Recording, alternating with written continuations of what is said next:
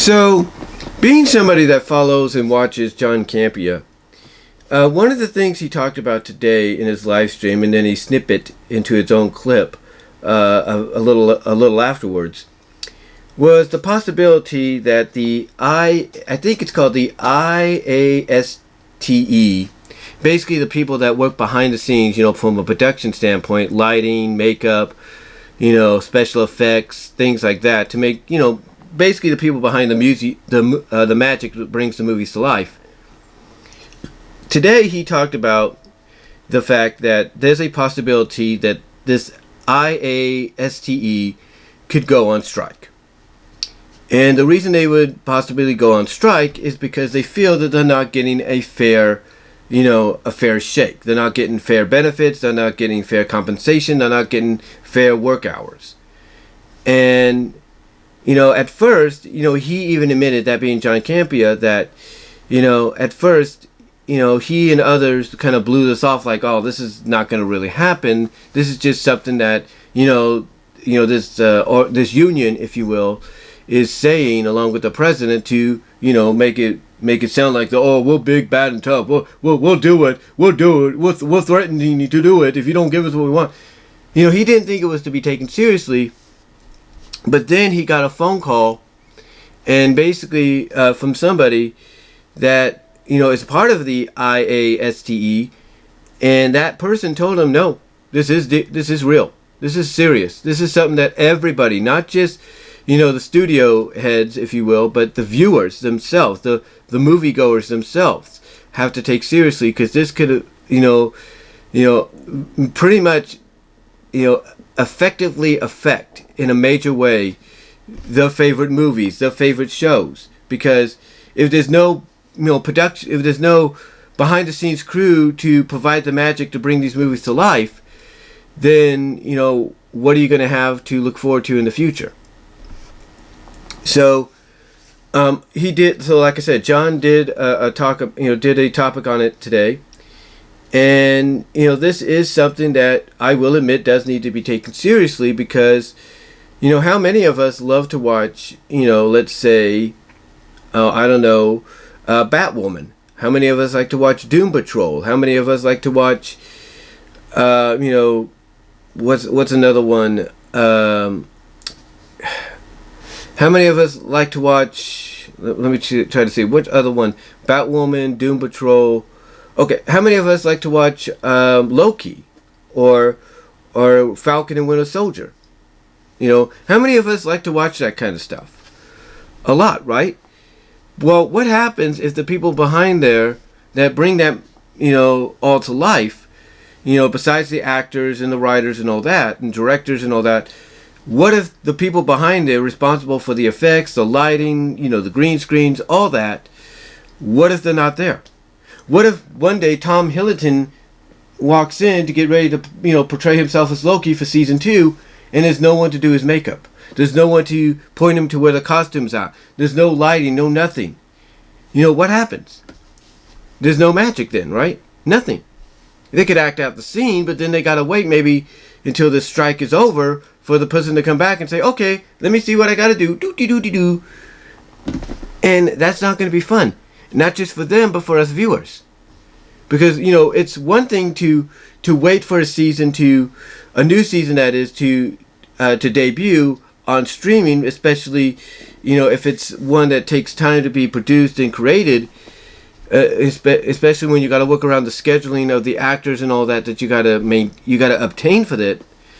That's one thing, but it's another if you have to wait a lot longer if, let's say, the people behind the scenes, the production, the overall movie magicians, if you will, are not there to provide the magic. So, this is something that needs to be taken and looked at seriously. But the question is, but the question obviously is, what do these people want? What do these people in the IASTE want? What is it they want that's going to prevent them from striking? Well, like I said, I tried to say in the first take, and I'm going to say here in the second take, what they want is fair benefits. They want fair compensation, and they want, fair working hours.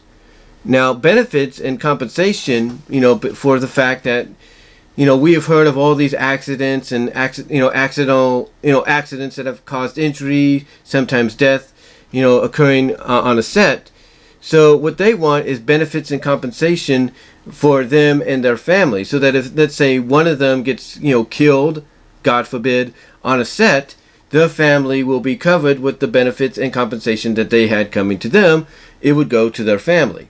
Or if they get injured, the benefits and compensation they got coming to them, they'd be able to utilize without a problem, and the family would be able to do the same thing. So that's what they want when it comes to that. When it comes to fair work hours, basically, Roger Burnett and John Campea both brought this up, that sometimes the work schedule that a lot of these people have is very grueling, and that it could go beyond the average 8 to 12 hours. It can go into 14, 16, 18 hours a day, and all they'd get, like, let's say for a break, is maybe 2 10-minute breaks, maybe 3 10-minute breaks, or 4 10-minute breaks, 15 at the most, and maybe 1 or 2 half-hour lunches, so that they can keep their energy up. So what is it they want when it comes to those fair work hours? Well, the fair work hours, I would assume, are 8 to 12. Basically 8 a.m. to 12 a.m. or anything like that, or 8 a.m. to 12 p.m. You get or 8 a.m. to 8 p.m. But 8 a.m. to 8 p.m. is what they'd be looking for as a fair work hour. Basically, what I'm trying to get at is the fair work hours would be 8 hours to 12 hours, and that's it. So let's say you come in at 8 o'clock in the morning to help start production, then 5 o'clock comes around, 5 o'clock in the afternoon, then that would be your way of clocking out, because your work shift is done. Or if you come in at 8 and you get off at 8, that works too. And that's basically what they want. They want that 8 to 12 hour work shift, because that's more doable. It gives them time to maybe stay at home, get themselves going, energized and everything, get themselves together, and then out the door. And then when they come home, let's say if they do a 8-hour day, it gives them plenty of time to spend with their family, relax at home, do their own thing, and not have to worry about production work or anything until the next day. Same if they did the 12-hour shift. All they'd have to do is go home. They could have the rest of the evening to spend with their family, relax, do whatever, and not have to worry about production until the next day. You kind of see what I'm saying? That to me is the work hours that they want. Even though you might say, well, that's not enough time to really provide movie magic, right? Maybe not, but and it may cause production to go a little longer than usual, but at least it's something that would keep them working, keep them going with the production of the movie or the show. So whether or not they get that kind of work hours that they feel is fair in that perspective, if that's going to prevent them from striking, then so be it. Now, a strike has not, now let me make this perfectly clear. A strike has not yet happened. But word is that the guy in charge of the IATSE is wanting an authorization vote, or wanting a vote for authorization to possibly make that strike happen. Now, whether or not he gets that vote to make it happen is another story. If he gets it, then yeah, all he has to do when the moment presents itself to him is contact all the union members via email or phone call and say, don't go to work tomorrow, instead go to those streets, we're going to provide you with signs, and you're going to strike because you're not getting what you is fairly owed to you, if you know what I mean. So that's all. So basically that's all he would want the power to do. Now the other question is, what happens if he doesn't get it? Well, then basically, if he doesn't get it, then the people that would vote to give him that power would feel like, there's no real issue, and then all these people are doing is whining and complaining because of this and that, some things that sometimes are beyond their control. So we'll see what happens.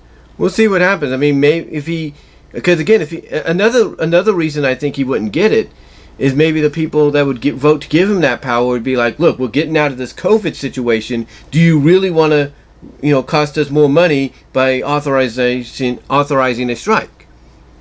That could happen too. They might say no because we're just getting out of the COVID situation. So again, we'll see what happens. But yeah, this is something that if you're a studio head in Hollywood, you need to take seriously. Now, will the studio heads, in Hollywood, from Warner's to Disney to Universal to whoever, will they come out and say, oh, there's no real problem, everything's on the up and up, everything's cool, nothing to worry about, nothing to see here? Will they come out and say something like that? Oh, absolutely. But will they come out and admit, yeah, we know about this strike situation, and we do need to keep an eye on it because it could affect us, and we do need to take it seriously, and we are considering, possible negotiation tactics and all that. Will they come out and say that? No, because they don't want to look bad. So, in my opinion, it's all up to what happens in the next couple of weeks, next couple of days, next couple of months. But I think the real aspect of it to look out for is whether or not the president of the IASTE gets the authorization to make this happen.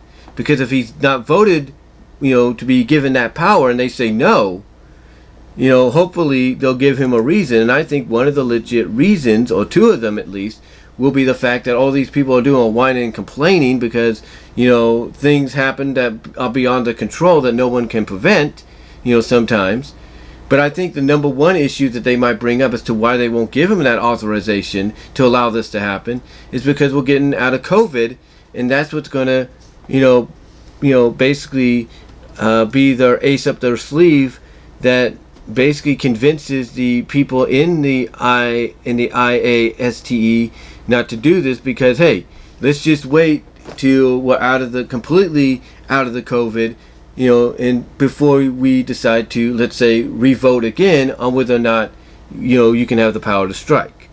So that's what I think is going to happen. I think two of the arguments they're going to give them, or they're going to give this guy, if they don't, vote yes to allow him possible authorization to call for a strike of the IASTE, is the fact that, one, all they're hearing out of these people is whining and complaining and, excuse my language when I say this, Lord, bitching and moaning. But I think, again, the ace up their sleeve that they will have if that doesn't work is the COVID. They'll basically point out that, look, COVID cost us a lot financially. We had to shut down productions, because of that. Do you really want to go through that again? And there you go. I think I think honestly, if the first option doesn't work, the second option will. And that second option will be their ace up their sleeve of saying, hey, COVID caused us to shut down and lose money in the process. Do you really want to do that again? That's what I think will be the ace up their sleeve. So, do I think a strike is likely? Possibly, but not really. Do I think a deal can be reached within the 11th hour or last minute? Absolutely. And do I think if the people that provide the vote for yay or nay on authorization of a strike for the IASTE, do I think that one of their I guess you could say reasonings for maybe not giving the power that they could use as an ace up the sleeve is the COVID situation that we went through? Oh yeah, I definitely think so. But again, honestly, I don't think a strike's going to happen. I think a deal will be made at the last minute, 11th hour, and I think the reason I don't think a strike's going to happen is if the people that vote, yay or nay on giving certain powers and privileges and authorizations to the president of the IASTE, if they come out and they say no, and this is why, and one of the main reasons is because we just got out of COVID, which caused a lot of things to shut down, you'll add all that into play, then yeah, I don't think a strike's going to happen. Am I not saying it will? No, am I not saying that it's possible? No, I'm not. I just don't feel it's likely to happen because of the fact that, Hollywood, obviously, the studio heads are obviously not going to want to go through another shutdown of production after getting out of one thanks to COVID. So they're going to probably work out a deal to be like, okay, what is it you want? And if part of that deal is like, okay, we'll pay you the same amount of money, from a work, per day, for the 8 to 12 hours you work, or 8 to 14 hours you work, we'll pay you the same amount that we pay the actors, and everything with their payouts, for starring in our films. And if that's one way of doing it, as well as giving them the same benefits and compensation and all that, then if they have to do that to prevent another shutdown, then I think they will. But again, I think it will happen at the 11th hour, the last minute. Thus, I don't think, because of all that, along with the fact that if that doesn't happen, and like I said, a panel that authorizes, through a vote, certain abilities to be given to the president of the IASTE, if they decide to vote no, I think one of the reasons they'll pull out as the ace up their sleeve is, hey, we just got out of the COVID, which shut everything down, so we're not going to want to go through that again. But what do you guys think? Do you think a strike is likely to happen? Let me know down below. Comment during the live chat. Like the video. Check out the Teespring store. Check me out at BW Rose's Discussion and all your favorite audio podcast locations except for Pandora. As well as check me out at BW Roses on Vimeo and BW Roses at Patreon. So until next time, guys, God bless. Take care. I am out.